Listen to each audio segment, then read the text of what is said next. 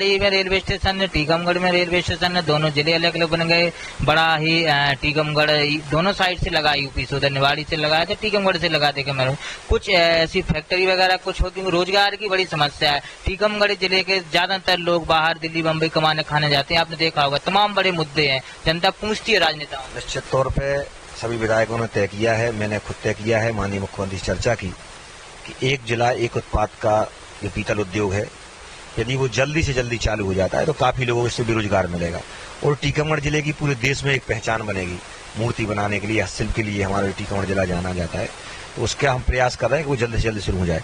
दूसरी सौगात यदि हमें फोर लाइन की मिल जाती है, जब आवागमन सुगम होगा तो बहुत से लोग यहाँ पे आएंगे। हमारे यहाँ जो पर्यटन क्षेत्र है कुंडेश्वर माँ बगाज माता, उसके लिए भी हमने उनसे कहा है कि इसको हम विशेष पैकेज दें।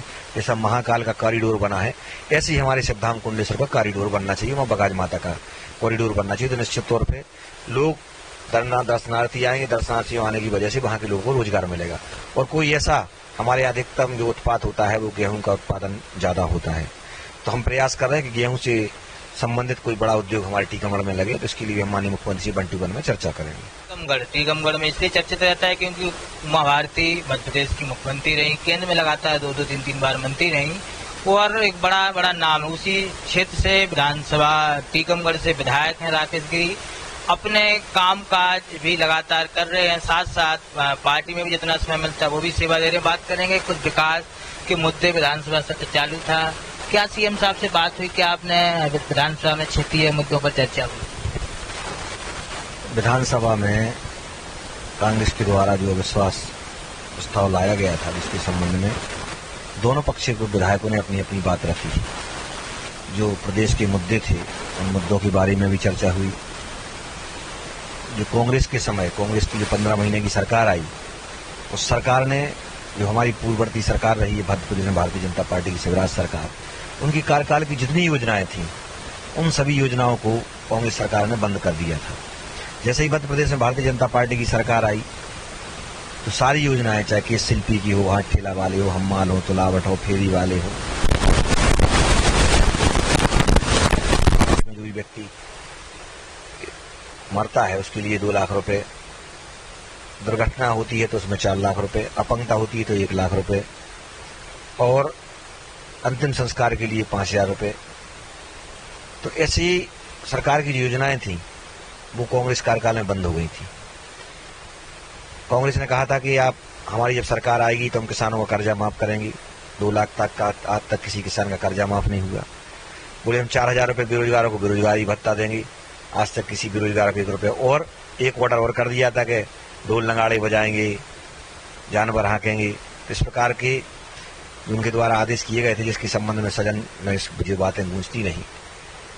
हम शादी में 25 के 50,000 देंगे, उस समय इनके द्वारा शादियां भी कराई गई, लेकिन आज तक जो शादियां हुई तो उनके बच्चे भी हो गए।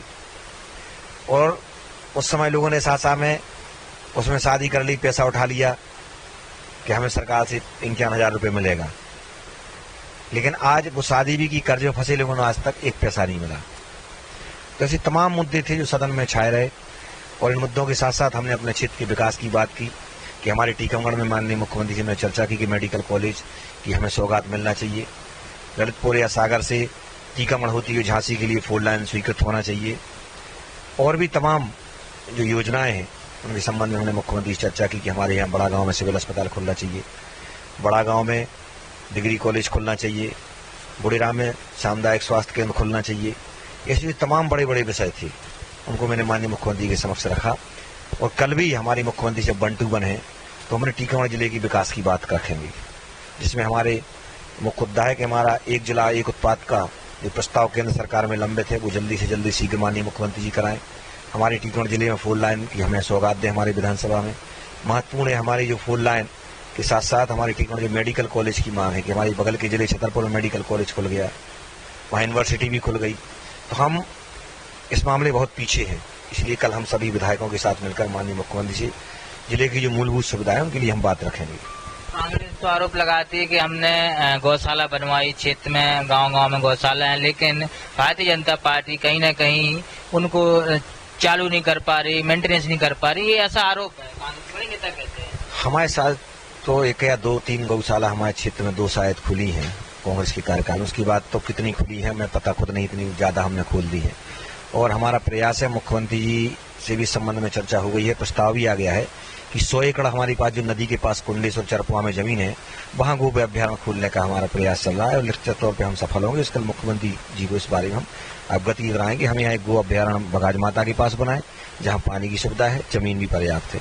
दूसरा चरपुआ जो जमड़ार नदी है उस नदी के पास भी हम एक गो अभ्यारण्य बनाने जा रहे हैं, जिसका प्रस्ताव जिले से माननीय मुख्यमंत्री जी के समक्ष पहुंच चुका है, जिसपर हमें शीघ्र स्वीकृति मिलने वाली है।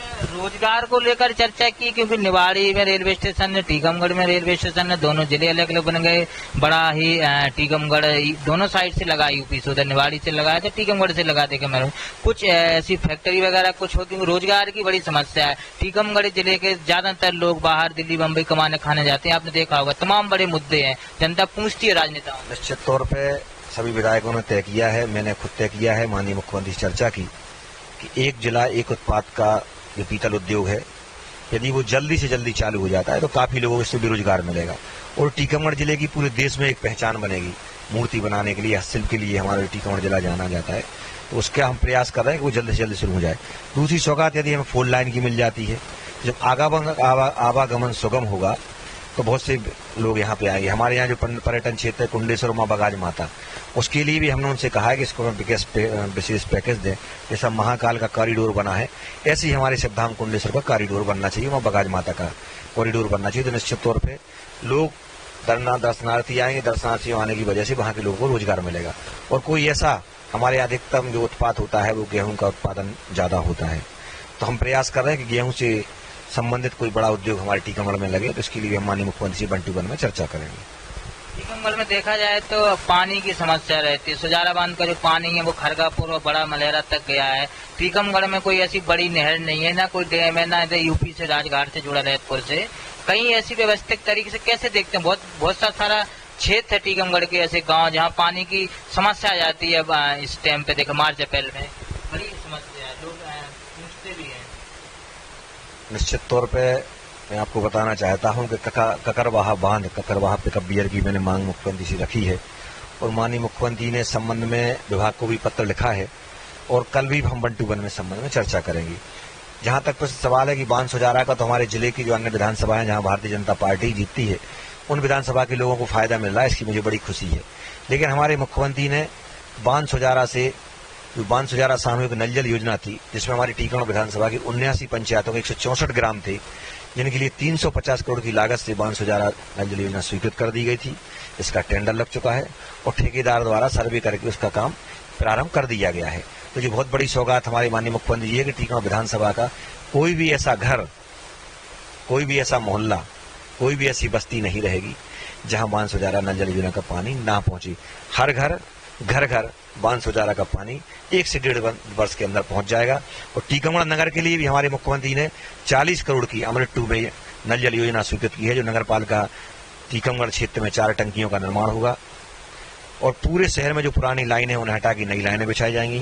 जो नई कॉलोनी है उनमें नई पानी की लाइन डाली जाएगी। बरीघाट में जो प्लांट है उसका रिनोवेशन किया जाएगा।